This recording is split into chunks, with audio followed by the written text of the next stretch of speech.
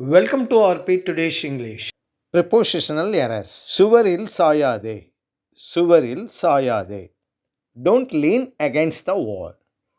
Don't lean against the wall.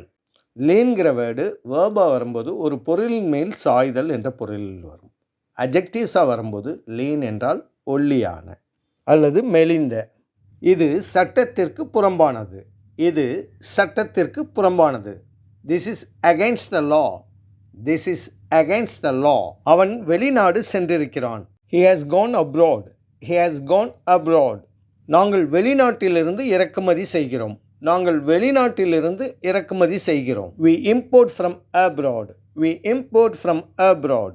Abroad வெளிநாட்டில் என்று பொருள். வெளிநாட்டிலிருந்து என்று வரும்பொழுது from என்ற ப்ரிபோசிஷன் மட்டும் பயன்படுத்தப்படும்.